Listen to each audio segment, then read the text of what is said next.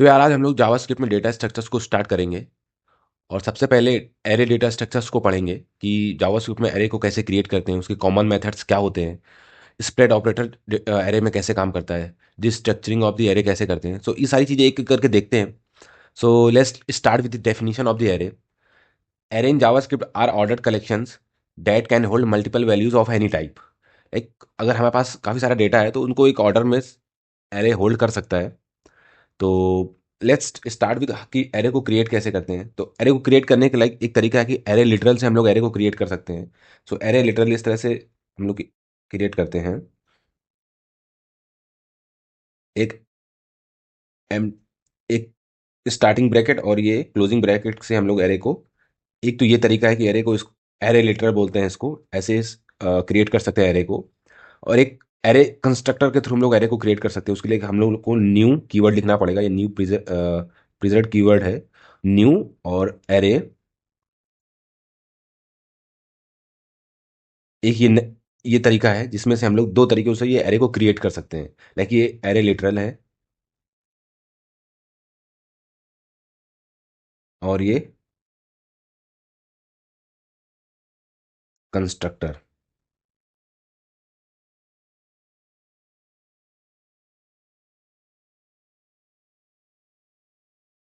Fine.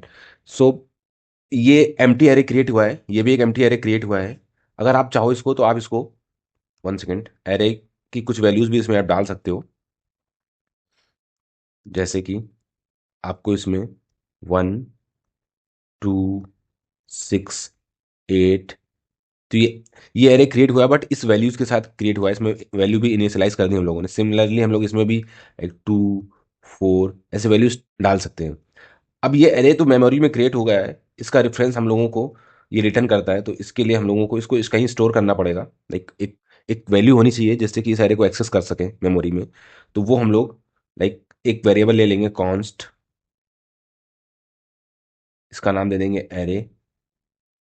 Similarly इसमें भी वही चीज कर सकते हैं, राइट। और एरे में काफ़ी सारे कॉमन मेथड्स भी होते हैं कि उनको, अगर एरे में हमें कोई वैल्यू अलग से पुश करनी है तो उसके लिए हम लोग एरे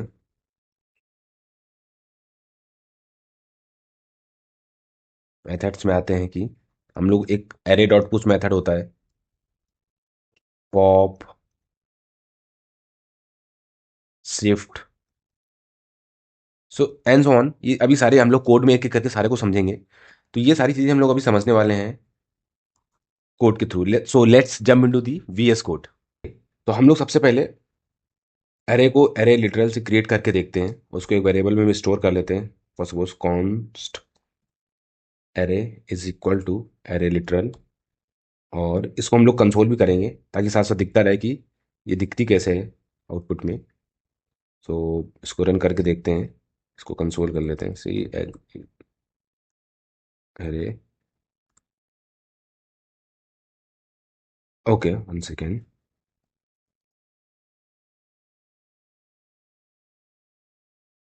सो ये इस तरह की एम्प्टी एरे दिखती है। और इसमें हम लोग अगर वैल्यू इनिशियलाइज करना चाहते हैं क्रिएशन के टाइम पे ही, तो वैल्यू इनिशियलाइज कर सकते हैं 1 2। ओके। और इसमें हम लोग किसी भी टाइप की वैल्यू इनिशियलाइज कर सकते हैं। लाइक ये नंबर्स हम लोग इनिशियलाइज कर रहे हैं, इसमें हम लोग स्ट्रिंग भी दे सकते हैं, like Bharat. Okay. So 1 2 1 3 and Bharat. इसमें हम लोग ऑब्जेक्ट भी दे सकते हैं। ऑब्जेक्ट को इस तरह से लिखते हैं, तो इसमें हम लोग की एंड स्ट्रिंग में वैल्यू पास कर देते हैं, वैल्यू। सो अगर हम लोग उसको प्रिंट करेंगे, सो 1 3 भरत एंड एक ऑब्जेक्ट आ गया। तो ये मल्टीपल डेटा टाइप्स एक साथ ही इसमें इनिशियलाइज कर सकते हैं इस एरे में। जावास्क्रिप्ट में ये एक बेनिफिट होता है। ओके। तो इसको हम लोग अब एक एरे कंस्ट्रक्टर से क्रिएट करके देखते हैं, जिसमें हम लोग const array to new array ये क्रिएट करेंगे और इसको प्रिंट करके देखते हैं। तो सिमिलरली एम्प्टी एरे क्रिएट हुई, इसमें वैल्यू भी स्टोर कर सकते हैं, सेम वैल्यू हम लोग स्टोर कर सकते हैं।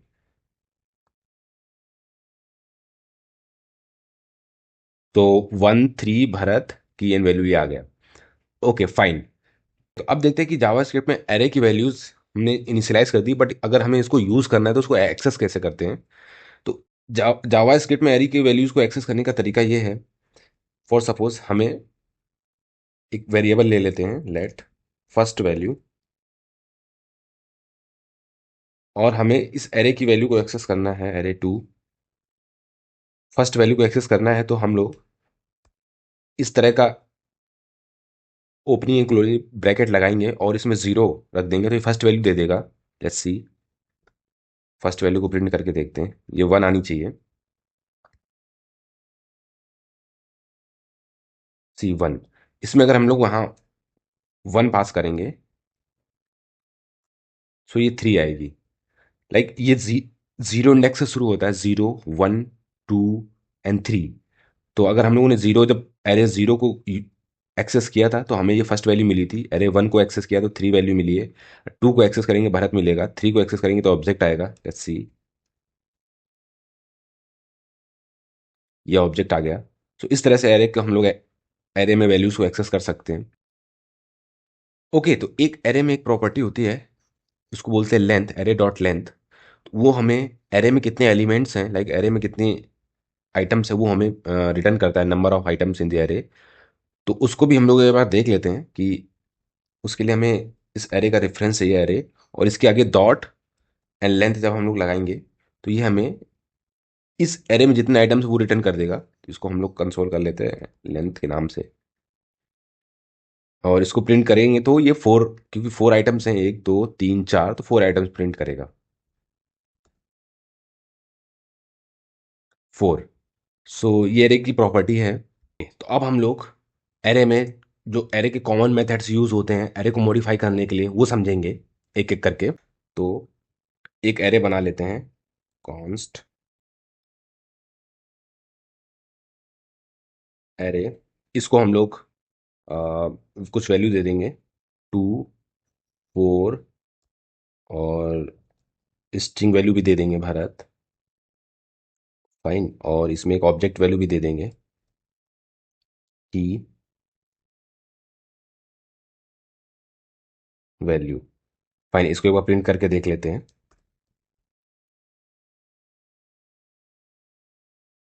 तो हमें ये एरे मिल चुकी है।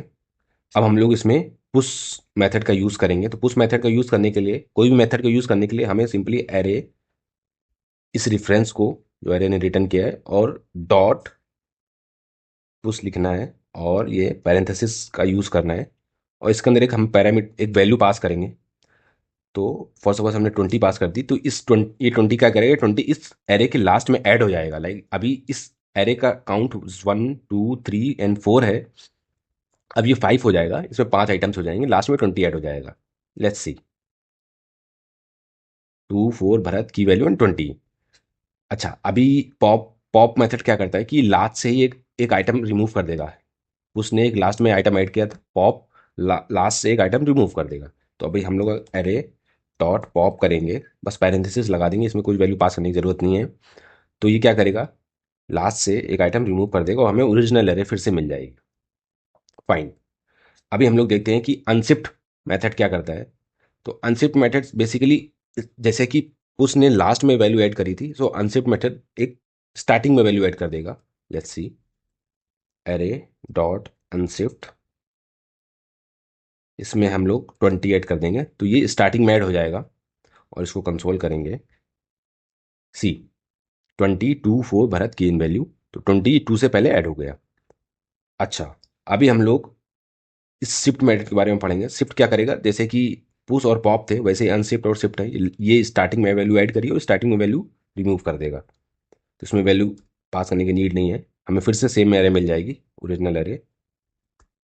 सी, 20 रिमूव हो चुका है अभी। सो ये push pop unshift and shift, ये वैल्यूज ऐड करने के लिए स्टार्टिंग में और लास्ट में, और रिमूव करने के लिए काम आते हैं। अभी देखते हैं कि स्लाइस मेथड क्या करता है। तो स्लाइस मेथड बेसिकली, जब भी हमें एरे में से कुछ एक एरे का पोर्शन चाहिए होता है, लाइक हमें केवल ये दो वैल्यूज चाहिए एरे में, और हमें, मैं चाहता हूँ कि ये ओरिजिनल एरे मेरी मॉडिफाई ना हो, जैसी है वैसी बनी रहे, तो हम लोग स्लाइस मेथड का यूज़ करेंगे, और ये हमें एक इतनी एरे रिटर्न करके दे देगा, और ये ओरिजिनल एरे जैसे कि तैसे रहेगी। Let's see, array dot slice, इसमें हम लोग स्टार्टिंग इंडेक्स पास करना होता है कि कहाँ से आपको कौन सा पोर्शन चाहिए। तो ये 0 1 स्टार्टिंग इंडेक्स है, तो 1 कॉमा, और किस इंडेक्स के तक हमको वैल्यू चाहिए, तो 0 1 2 एंड 3, ये 3 इंडेक्स है। तो हमें ये दो पोर्शन चाहिए, तो हमें ये उसके एक ऊपर वाला इंडेक्स पास करना होगा यहाँ पे। तो यहाँ पे हम लोग 3 पास करेंगे तो हमें ये 4 और भरत मिल जाएगा। लेट्स सी।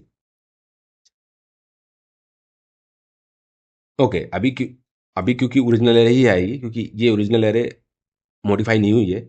हमें इस मेथड ने एरे रिटर्न करी है, उसको हमें किसी एक वेरिएबल में स्टोर करना पड़ेगा। Let new array.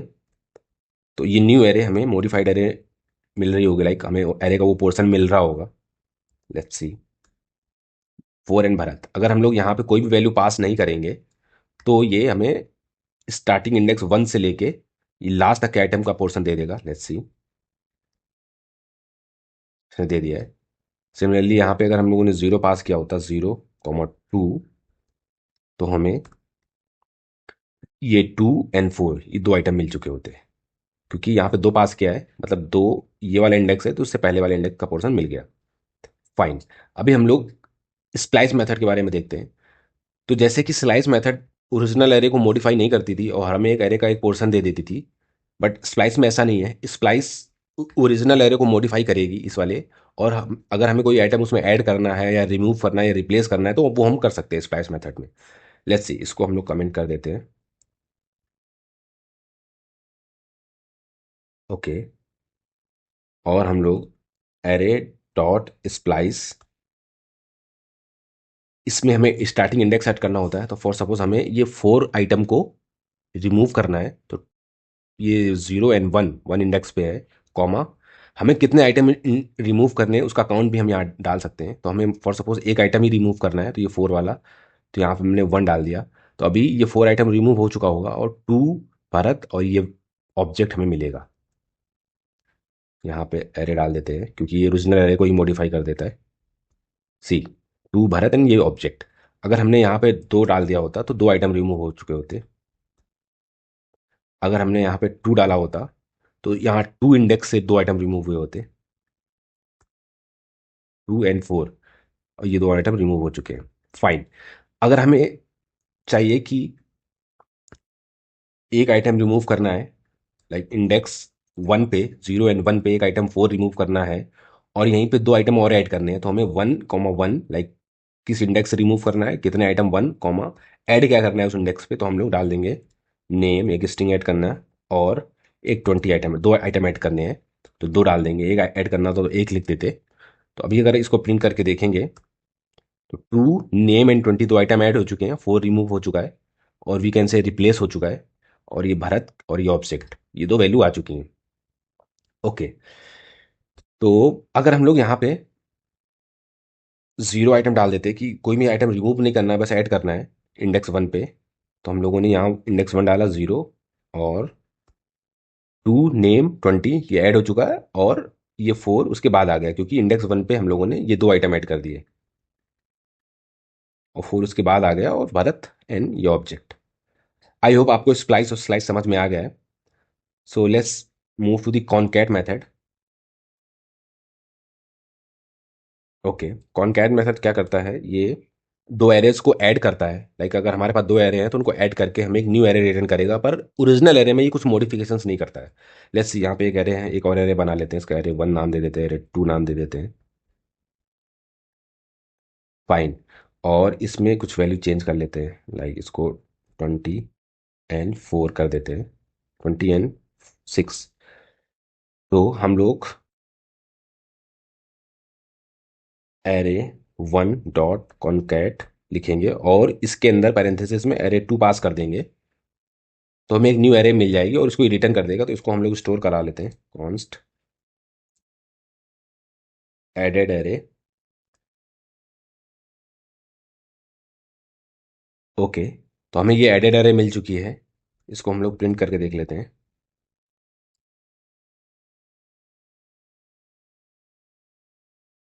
2 4 एरे 1, क्योंकि हम लोगों ने यहाँ पे लिखा हुआ था फर्स्ट में, तो 2 4 भरत ऑब्जेक्ट और 26 लास्ट में ऐड हो गए। अगर हम लोगों ने यहाँ पे एरे 2 लिखा होता और एरे 1 यहाँ पे लिखा हुआ होता तो ये सेकंड वाली एरे पहले ऐड होती, लाइक 20 and 6 and 2 4, एरे 1 वाली लास्ट में। ओके, तो ये कॉनकैट हम लोग एरे को ऐड करने के लिए यूज़ करते हैं। अच्छा, एरे को ऐड करने का एक तरीका और होता है जिसको हम लोग स्प्रेड ऑपरेटर बोलते हैं। स्प्रेड ऑपरेटर का यूज़ करके भी हम लोग एरे को ऐड कर सकते हैं। ये लाइक ECMAScript 2015 के बाद आया था ये मेथड। इट्स एडवांस कॉन्सेप्ट, तो हम लोग इसको भी देख लेते हैं कि अगर हमें एरे ऐड करनी है स्प्रेड ऑपरेटर से तो कैसे करते हैं। इसको कमेंट कर देते हैं। उसमें क्या करना होता है हमें, जस्ट इस कॉनकैट को हटा देते हैं, एक एरे लिटरल बनाते हैं और 1 2 3 ट्रिपल डॉट लगाते हैं। एरे 1 लिखेंगे लाइक पहली array, comma triple dot, array 2 लिखेंगे दूसरी एरे, और जस्ट इसने हमें इन दोनों का एडिशन दे दिया। अभी हम लोग उसको प्रिंट करके देखेंगे तो सेम एरे मिलेगी, लाइक कॉन्कैटिनेटेड वाली 2 4 26। सिमिलरली इसमें अगर एरे 2 हम लोग पहले लिखेंगे तो एरे 2 पहले प्रिंट हो जाके आ जाएगी। ओके, लेट्स सी, 26 पहले आ गए और ये एरे 1 लास्ट में आ गई। तो कोई भी एरे हम लोग इसमें कितनी भी एरे चाहे उतनी ऐड कर सकते हैं, लाइक एरे 3। फाइन, तो ये भी एक तरीका है एरे को ऐड करने का, और इसको हम लोग स्प्लिट ऑपरेटर मेथड बोलते हैं। तो उससे भी हम लोग एरे ऐड कर सकते हैं। फाइन, इसको हम लोग कमेंट करते हैं और इसको भी कमेंट करते हैं। अब हम लोग देखेंगे फॉर ईच मेथड। तो फॉर ईच मेथड क्या करता है, इसको हम लोग यहाँ लिख लेते हैं।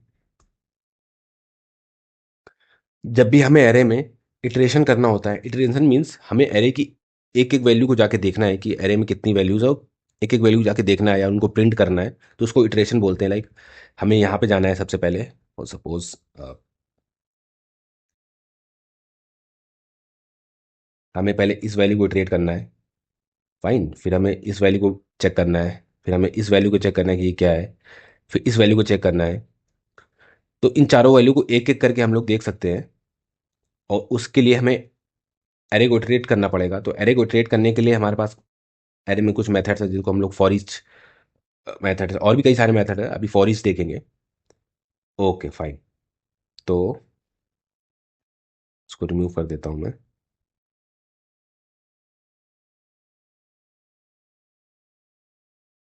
इसके लिए हमें इसका सिंटैक्स सिंपल ये होता है,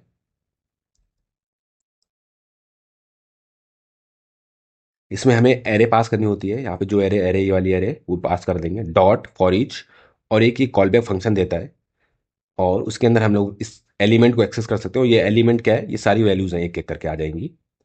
तो ये एक एरो फंक्शन है जिसको अगर समझ नहीं आ रहा है तो मेरे एरो फंक्शंस के अलग से वीडियोस आप देख सकते हैं। फॉर नाउ हम इसी पे फोकस करते हैं अभी। तो यहाँ पे हम लोग एरे, अपनी ओरिजिनल एरे लिख देंगे, और इसके अंदर हम लोग अपना कंसोल करेंगे इस एलिमेंट को। तो इस एलिमेंट में हमें 2 4 भरत की वैल्यू पे ये सारी चीज़ें मिल जाएंगी। So let's run this. 2 4 Bharat की वैल्यू पेयर ये हमें मिल गया इस फॉर ईच के मेथड के हेल्प से। लाइक इसने पूरी एरे को इटरेट कर दिया। ओके, अभी हम लोग इस मैप मेथड में जाते हैं कि मैप मेथड क्या करता है। ओके, तो मैप मेथड को एक एग्जांपल से समझते हैं। फॉर सपोज हमें इस एरे में, इसको अभी के लिए हम इसमें ऑब्जेक्ट हटा देते हैं और इसमें यहाँ 6 ले लेते हैं। मुझे चाहिए कि इस एरे में हर एक आइटम पे हम लोग दो दो वैल्यू मल्टीप्लाई कर दें, लाइक 2 × 2 4, 4 × 2 8, 6 × 2 12। तो हमें चाहिए कि हर एक वैल्यू में 2 2 मल्टीप्लाई हो जाए और इस एरे में कोई भी प्रॉब्लम ना हो, और हमें एक नई एरे मिल जाए। तो हम लोग उसके लिए मैप मेथड का यूज़ कर सकते हैं। ये मैप मेथड क्या करता है, मैप मेथड एक एरे रिटर्न करता है, और ये पैरामीटर में एक कॉलबैक फंक्शन लेगा जिसमें कि हम लोग कंडीशन डालेंगे कि हमें हर एक आइटम के साथ करना क्या है। तो हम लोग इसमें रिटर्न कर देते हैं, return value is equal to value multiplied by 2। Okay fine, और हमें यहाँ पे इसको किसी एक एरे में स्टोर करना होगा, कॉन्स्ट न्यू एरे, और हम लोग उस न्यू एरे को प्रिंट करके देखते हैं।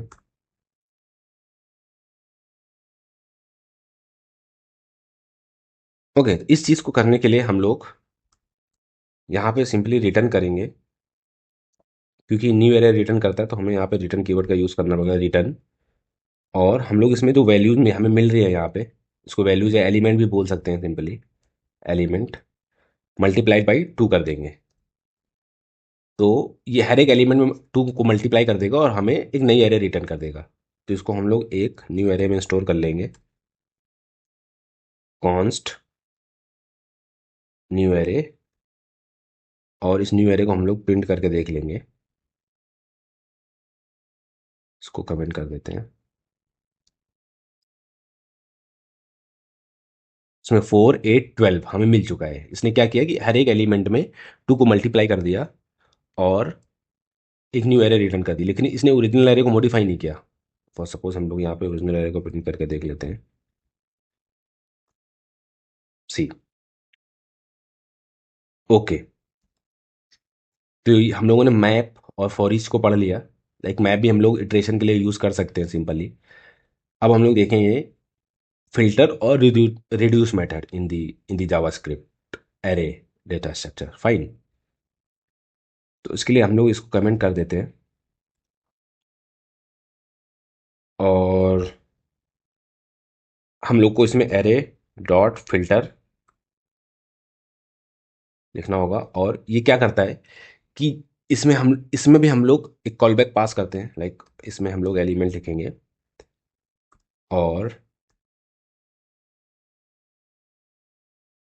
इसके बाद एक एरो फंक्शन बनाएंगे। ये इसमें हम लोग क्या करेंगे कि ये एक न्यू एरे तो रिटर्न करेगा जैसे कि मैप में कर रहा था, लेकिन केवल वही वैल्यू रिटर्न करेगा एरे में जो कि हमारी कंडीशन को मैच करेंगे। और हम लोग इसमें कंडीशन भी डाल सकते हैं, like element should be greater than 2। Fine, तो अभी जो जो 2 से बड़े एलिमेंट होंगे केवल उनकी एक एरे ये रिटर्न कर देगा। तो हम लोग इसको एक न्यू एरे में ले लेते हैं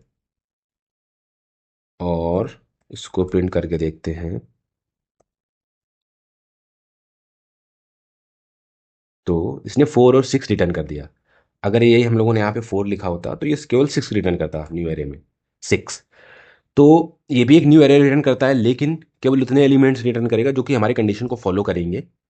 और मैप में क्या हो रहा था कि ये सारे एलिमेंट को रिटर्न कर रहा है कुछ ऑपरेशन परफॉर्म करने के बाद हर एक एलिमेंट पे। फाइन, तो आई होप आपको ये फिल्टर और मैप और फॉर ईच समझ में आ गया है। अभी हम लोग रिड्यूस को समझेंगे। इसके लिए हम लोग एक यहाँ पे न्यू एरे ले लेते हैं।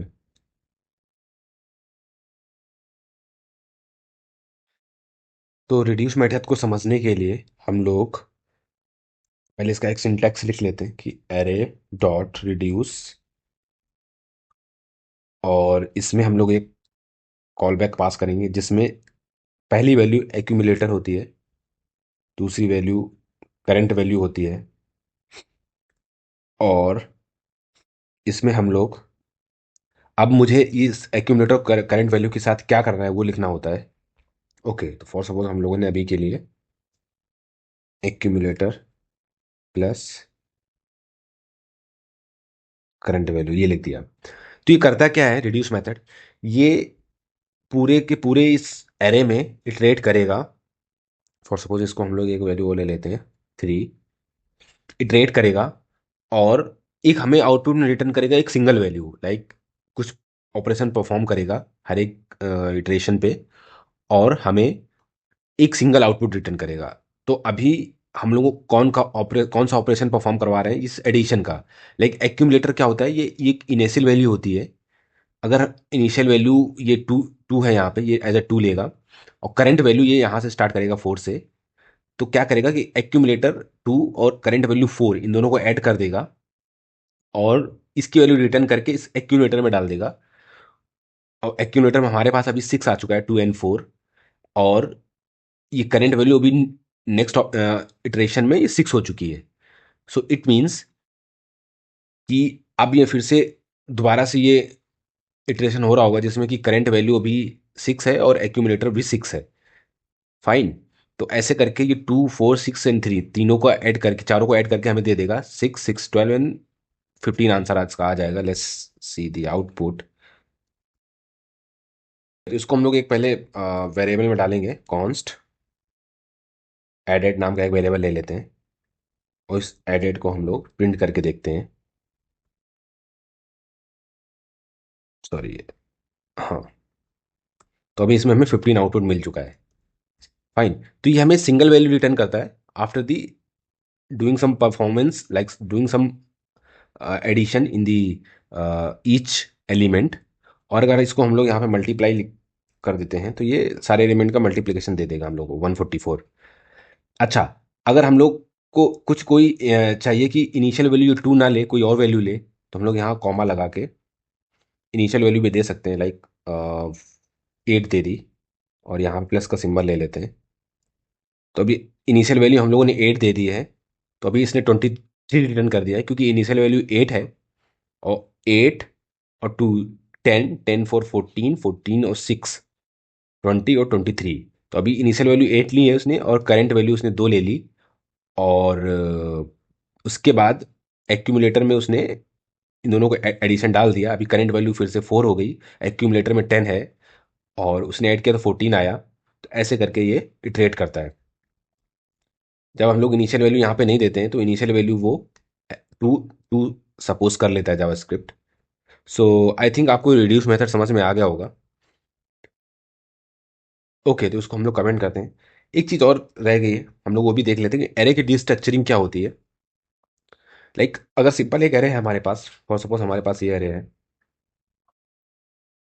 तो हमें अगर इसकी सेकेंड वैल्यू एक्सेस करनी है लाइक 4, और थर्ड वैल्यू एक्सेस करनी है 6, तो हम लोग क्या करेंगे, हम लोग देख चुके हैं कि कॉन्स्ट, सिंपली हम लोग डायरेक्ट कंसोल कर लेंगे एरे, इसकी फर्स्ट वैल्यू के लिए ये लगाएंगे, और अगर हमें सेकेंड वैल्यू एक्सेस करनी है तो उसका सेकेंड इंडेक्स लिखेंगे। इसको हम लोग प्रिंट करेंगे तो 4 एंड 6 आ गया। राइट। तो डिस्ट्रक्चरिंग क्या होती है कि अगर फॉर सपोज हमें 4 वैल्यू या 6 वैल्यू चाहिए, तो हम लोग इसको इस तरह से भी लिख सकते हैं। कॉन्स्ट एरे का सिंबल बनाएंगे, और like A comma A comma B, A comma B comma C comma D, C. और इसको हम लोग यहाँ लिख दिया। अभी हम लोग अगर बी और सी को प्रिंट करेंगे तो हमारा सेम आउटपुट आएगा, बी कॉमा सी।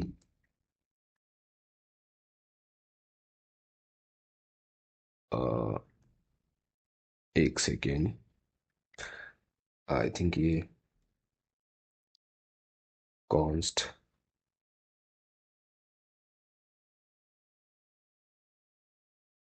इसको